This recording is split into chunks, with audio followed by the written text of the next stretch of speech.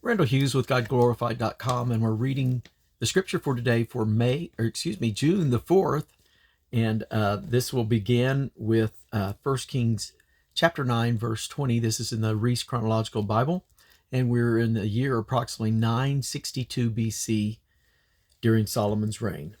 And all the people that were left of the Amorites, Hittites, Perizzites, Hivites, and Jebusites, which were not of the children of Israel, their children that were left after them in the land, whom the children of Israel also were not able to utterly destroy, upon those did Solomon levy a tribute of bond service unto this day.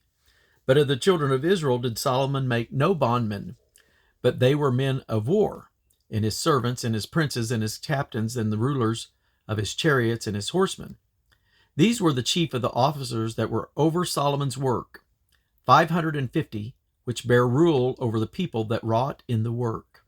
And this is the reason of the levy which King Solomon raised, for to build the house of Yahweh and his own house, and Milo, and the wall of Jerusalem, and Hazor, and Megiddo, and Gezer. Now 2 Chronicles chapter 8, verses 7 to 10. As for all the people that were left of the Hittites, and the Amorites, and the Perizzites, and the Hivites, and the Jebusites, which were not of Israel, but of their children who were left after them in the land, whom the children of Israel consumed not, them did Solomon make to pay tribute unto this day.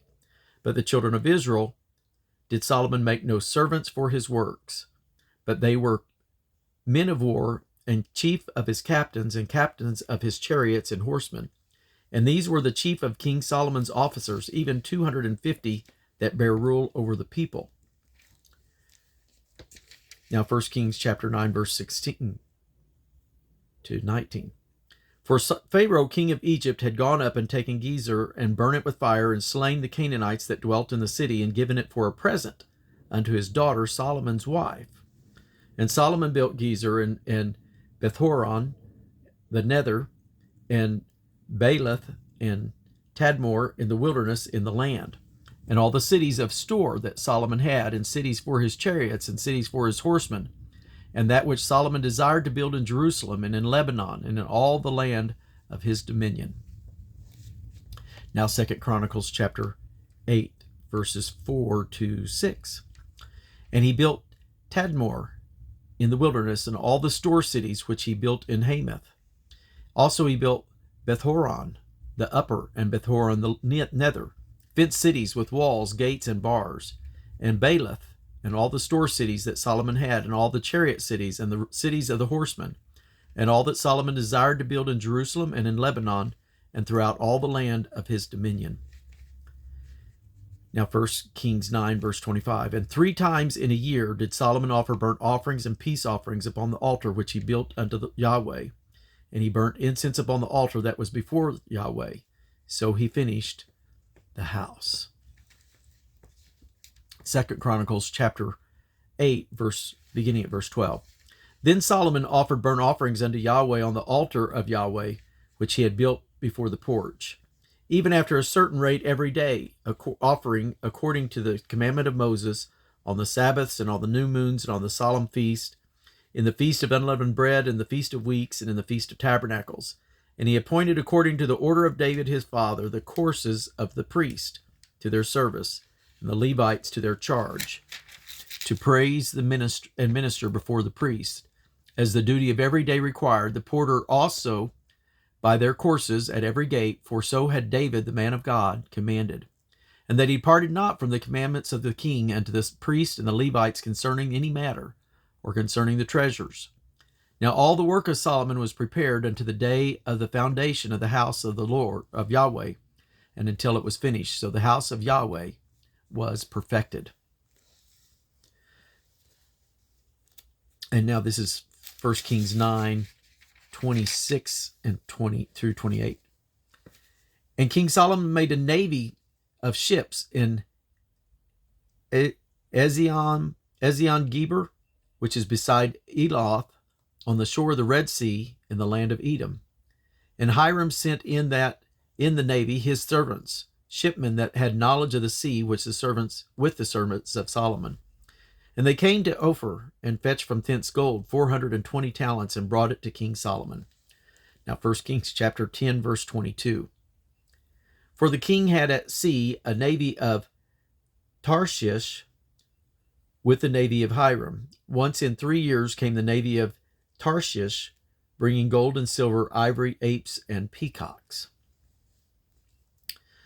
Now back to 2 Chronicles chapter 8, verse 17 and 18. Then went Solomon to Ezion-Geber and to Eloth at the seaside in the land of Edom. And Huram sent him by the hands of his servants ships and servants that had knowledge of the sea, and they went with the servants of Solomon to Ophir, and took thence 450 talents of gold, and brought them to King Solomon. Now for 2 Chronicles 9, verse 21. For the king ships went to Tarshish with the servants of Huram. Every 3 years once came the ships of Tarshish, bringing gold and silver, ivory, and apes, and peacocks. And now 1 Kings chapter 10, verse 1. And this is approximately 961 BC. And when the queen of Sheba heard of the fame of Solomon concerning the name of Yahweh, she came to prove him with hard questions. And she came to Jerusalem with a very great train, with camels that bare spices, and very much gold and precious stones. And when she was come to Solomon, she communed with him of all that was in her heart. And Solomon told her all her questions. There was not anything hid from the king which he told her not. And when the queen of Sheba had seen all of Solomon's wisdom, and the house that he had built, and the meat of his table, and the sitting of his servants, and the attendance of his ministers, and their apparel, and his cupbearers, and his ascent by which he went up unto the house of Yahweh, there was no more spirit in her. And she said to the king, It was a true report that I heard in mine own land of thine acts and of thy wisdom. Howbeit I believed not the words until I came, and mine eyes had seen it. And behold, the half was not told me. Thy wisdom and prosperity exceedeth the fame which I heard. Happy are thy men, happy are these thy servants, which stand continually before thee, and that hear thy wisdom.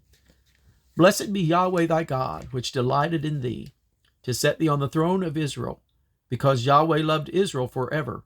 Therefore made he thee king, to do judgment and justice.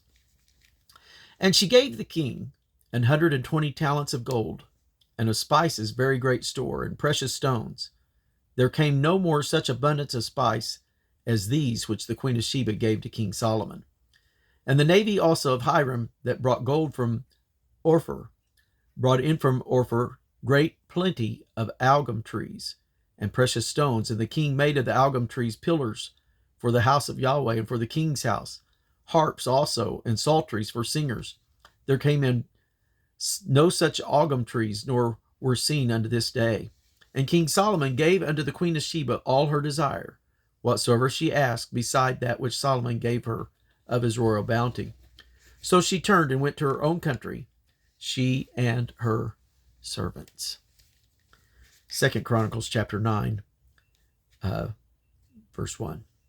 And when the queen of Sheba heard of the fame of Solomon, she came to prove Solomon with hard questions at Jerusalem, with a very great company, and camels that bear spices, and gold in abundance, and precious stones. And when she was come to Solomon, she communed with him of all that was in her heart. And Solomon told her all her questions, and there was nothing hid from Solomon which he told her not. And when the queen of Sheba had seen the wisdom of Solomon, and the house that he had built, and the meat of his table, and the sitting of his servants, and the attendance of his ministers, and their apparel, his cupbearers also, and their apparel, and his ascent by which he went up into the house of Yahweh, there was no more spirit in her. And she said to the king, It was a true report which I heard in mine own land of thine acts and of thy wisdom. Howbeit I believed not their words until I came, and mine eyes had seen it. And behold, the one half of the greatness of thy wisdom was not told me, for thou exceedest the fame that I heard. Happy are thy men, and happy are these thy servants, which stand continually before thee and hear thy wisdom.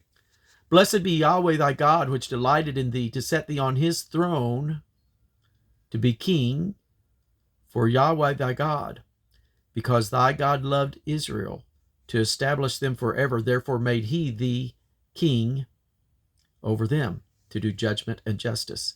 And they gave the king 120 talents of gold, and spices, great abundance, and precious stones. Neither was there any such spice as the queen of Sheba gave King Solomon.